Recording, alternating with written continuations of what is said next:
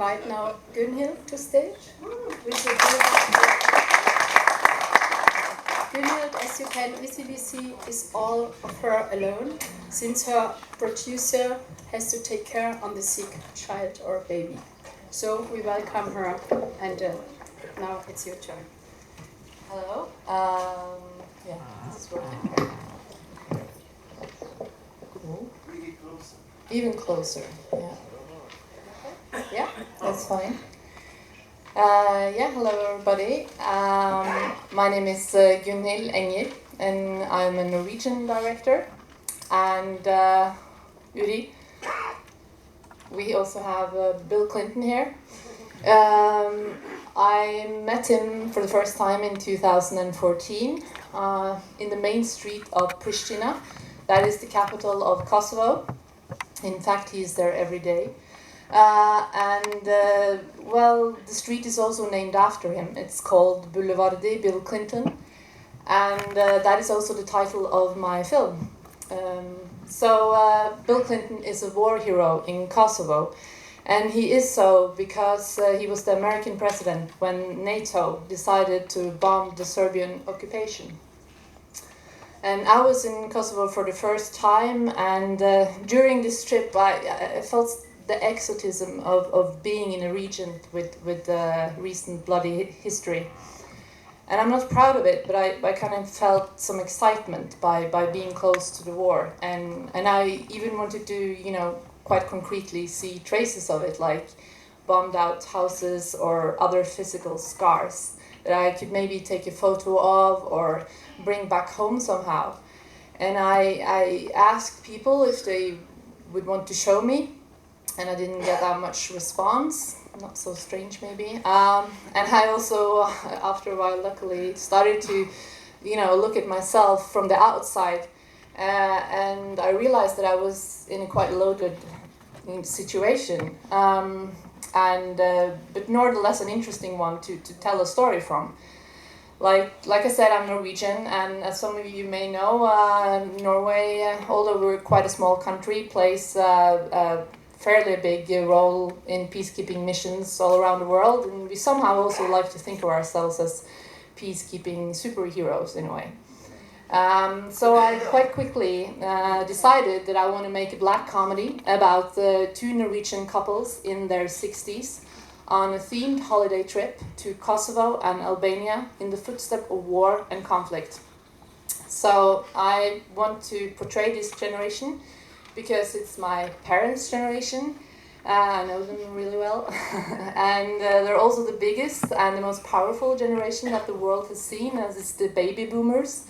And I don't know, but every time I make a film, I always tend to use older people and see the world through older people, just because I kind of think it's more interesting to look at the lived life and a body of choices.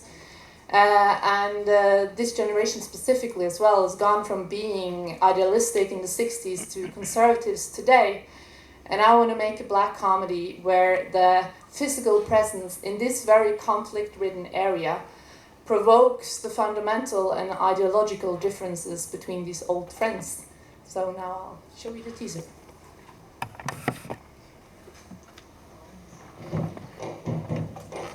Sound, sorry.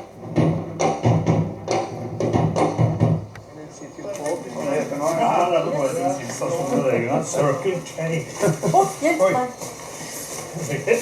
Yes. This is Adam Jashri's safe house, the Kosovo's liberation's hero. In 1998, when the Serbian attacked the village, 58 people were killed. Adam Jashri, his wife, children, all killed. Was he killed here in the cabin? Nobody was killed here. They were killed down in the village. He was considered a martyr? Yes, of course. For Albanian people, he was very important. He was a martyr.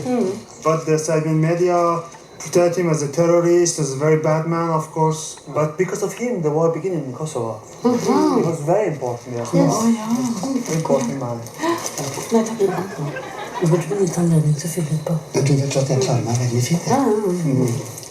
Do you want to go down to the village now? Ja. Jag tänkte på vem det skulle vi kan ta ett bilder. Could you please take a picture of the four of us? You want this safe house also? Yeah? Yeah. Oh, yeah. Somebody is calling. Yes. Ja, hei Silje. Kjempefint, det går så fint også. Vet du hva? Jeg skjønner. 3 millioner. Ikke noe, 3 millioner, og der må du si stopp. Ikke over 3 millioner. Hva er det du byr på nå? Det er mine penger, det er jeg som har arvet dem. Jeg gjør akkurat som jeg vil. Jeg bare spurte. Ja, men det er jo kanskje ikke så rart at jeg har lyst til at vår eneste datter skal få kommet inn på boligmarkedet. Du er sikker på at det er din eneste datter? Ja, da du ble født, så kutta jeg sneen. Uten å si noe til meg. Hva? Ja, men jeg gjorde det for din skyld. Ja, men det var veldig rart at du ikke sa noe om det. Har du tatt insulin? Go a little bit closer, you know, a little bit to the... Smil! Ja. You ready now? Yes. Okay.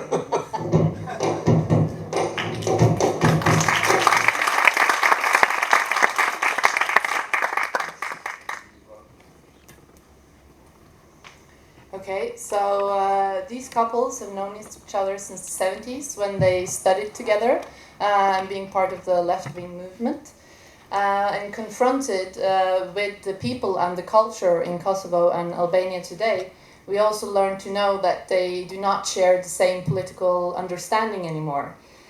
So this change in perspective also gives fuel to the underlying tension that exists amongst the good old friends. So there is Åsa and Gunnar. They are the main characters, and their lack of respect for one another becomes very clear through the presence of Lennart and Ingrid. And Åsa's constant bossing around makes it necessary for Gunnar to revolt against her nagging. So when they all visit the city of Mitrovica, which is a city where the conflict is still very present today, Gunnar very literally walks over the border to the Serbian zone and leaves the other on the Albanian side, screaming for Gunnar to come back as they're really scared what might happen to him.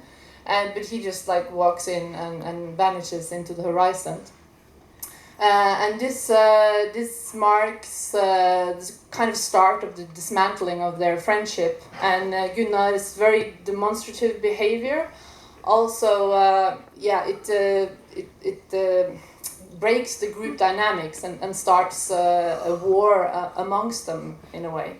So that's kind of a war between old socialistic ideals confronted with everyday capitalism of today.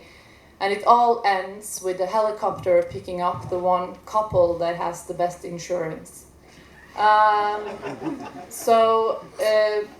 really want to make a film that asks the uncomfortable question of, do we ever really want to try and listen and understand each other, or do we in fact in reality always try and impose our own views on others?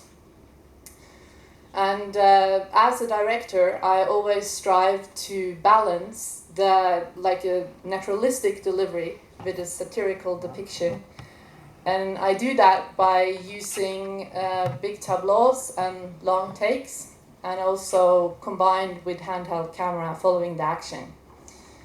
And as you see, I'm here on my own today, but my producer will be available for the private meetings on Skype.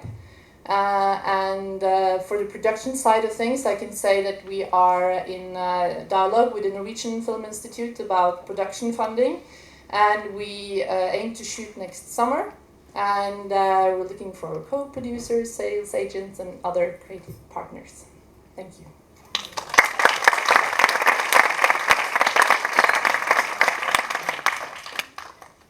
That's it. Yes. Okay. I've been in these places, so I know how it looks from my personal experience. And in your presentation now, you put your main weight on the two couples. And my feeling is, and it's my personal feeling is, that you didn't say enough about the guide, and especially about his wife. And I think that what happens between him and his wife, the rift, while this Norwegian are traveling in the country, has a point and should have more weight in my opinion, to see the rift between the comfortable life of Norway and the life of those guys in Kosovo, she's in a way a bridge or some sort of a broken bridge or whatever. And I think that by telling a bit more about her and telling about this woman who lived for a good number of years in Norway and knows how Norway looks like being there a minority and so on, should really be, in my opinion, more emphasized. Can I just reply there? I think you're right. It's a good point because it's also the meeting between the cultures. And it's for those of you that hadn't read the script, this Jena character, she was a refugee in Norway during the war, and she even gained residency but decided to go back to Kosovo, and she guides them for a day in prison, and this becomes an important meeting.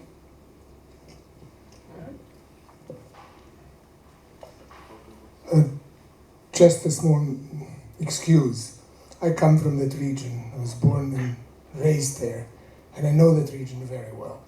And I felt very uncomfortable reading your screenplay. Uncomfortable for several reasons. Mainly, first, Boulevard Bill Clinton is not the main street. The main street is Mother Teresa, first of all. So you have another very important name which you cannot use in a comedy like this. Bill Clinton is easier, that already. Secondly, you put Kosovo and Albania together. I can understand it maybe for tourists, but for people who are watching the film, they would feel confused. They're two different countries, different cultures, different backgrounds, even the language is the same. And I would ask you, how would you feel if you put your project, which more tourists are coming, to Jerusalem? Why don't you make a comedy about what's happening here? And the people that go East Jerusalem, cross the frontiers, etc., etc. So what I felt is that in a certain way you abused the situation of the Balkans, which people know much less than here. And so why didn't you do it here? Well, I think that the question about abuse and I don't know, I only want to portray like the tourist point of view, because I also feel that it's a very, very vulnerable situation and that I misunderstand and that it is very difficult to understand every person's point of view. That is, you know, the whole essence of a conflict, that we don't understand that. And I do not try and tell it from the point of view of the regent, but from the tourists and from the misunderstandings in a way.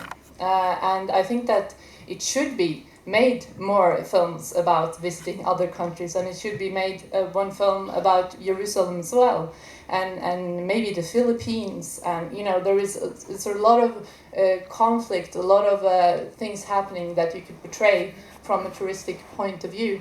And I happened to be in Kosovo, and I got this personal experience myself. And as I said, I'm not proud of it, but I think it is important to talk about. Like tourist? If I go like a tourist, yeah, I was a tourist, yeah. So and we went for a drive as well from Kosovo to Albania. So that is also the connection, and like you say yourself, it's the same language. They're very connected. So it's as a tourist, it wasn't very strange when I was in Kosovo. They asked if we wanted to go to Albania to swim. So I mean, like, that's it's a reality, the link in a way.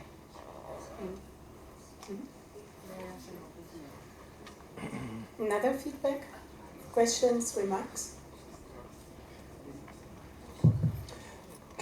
You already a little bit explained, but I would like to know a little bit more why you decided to use as main character not your generation, but other one. Yeah, like I said, it's a thing where I think it's very fascinating looking at my parents also when they talk about their holidays, and when they also talk about immigration, for example. I mean, I'm from a Christian home which had growing up we had what was it called, a group for children, and we made kind of things out of wood and sold them and sent the money away, and they kind of had this very idealistic view upon the world, and they wanted to help. But now they sit with this "we can't help everyone" attitude. I mean, this journey from being really giving and I don't know, just wanting to understand and wanting to give, to leaning back and being conservative. I just find that in the world quite interesting in general, and putting that together with the conflict, I think is interesting, and also the fact that this generation like genuinely interests me. Mm-hmm. Vicky? Your film, not your film yet, your script, I sensed two things.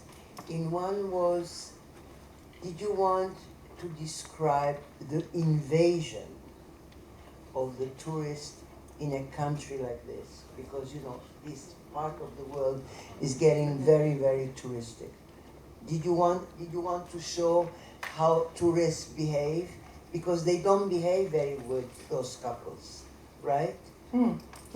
Yeah, that is one of the things that I wanted to show, yeah. Okay. And there's a lot of war tourism going from Norway to the whole of the Balkans, actually. Right. And you should read up on what they do. It's quite And the second heavy. thing I sensed is, it's for you also important in that script, the immigration problem altogether, like the woman selling yogurt, on the beach. So, I mean, you have those topics, for you they are important topics, I guess. Yeah. Right? Yeah, of course. And I mean, because every conflict and every situation is extremely complex, and even in Kosovo and in Albania, they also discriminate other, groups. So it's like it's never a black and white story wherever you go, whomever you are. And that is, I think, always the aim, to try and be as complex as possible about the conflict. And the third point I see in that script is the guide who is completely unhappy to be back, who is full of regrets. Why didn't he stay in Norway? So that No, that's the woman. the wife. Yeah. Yeah.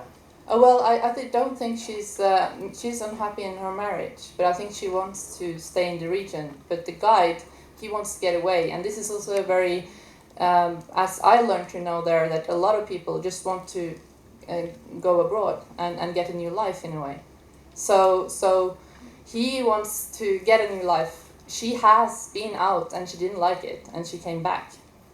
So, this is a conflict between them.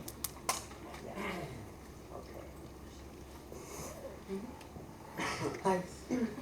I mean, it's the clash culture, the tourism, everybody being somebody else, stranger, foreigners. It's absolutely clear in all the variation you put forward. I wanted to point out what you said during your presentation, which was that the idea of the film was for you that are we really listening to each other, or are we imposing our view? So where does that fit in? Yeah, I mean, it's supposed to be as part of the different perspectives in a way, and that I want to kind of portray the nature of a conflict. You can see between this group that a conflict quite easily can occur on a personal level, and that is for many reasons, and then it's not very strange that we not talk to each other very well in the world across borders in general, because like the nature of conflict is between human beings, and I just want to show the different perspectives. I don't want to say what's right. I'm just saying that these tourists, yes, they do not behave very well, and that is very normal. Yeah, but don't you think that, even if you visit a family, the first thing, everybody's happy to see each other, and then the second day, all the demons come up, and the third day, everybody's fighting, and the fourth day, everybody's happy to leave each other. So a group of people together, the human behavior, I mean, it's not necessarily in a war zone or as a tourism, or it's whomever you put three people together, and it's always the same script, right? Yeah, but so Yeah, sorry. So I just wanted to know if there was another idea behind what you were saying in your presentation about this was your main idea about the project. Yeah, because it's like the meeting point between what you're saying, the classical human story of people being close to each other for a certain amount of time, but in a specific place, which provokes and also, you know, brings lines down to political activism of the 60s that has, I mean, throughout the whole world put so much, the whole world situation is leaders, you know, through that generation that has put a mark upon the world today. So I want to juxtapose, if you like, and yeah, see how these things work together. Okay, we have to come to an end. Is there an urgent question in the chat? Okay, so thank you very much. Continuing the discussion. I think.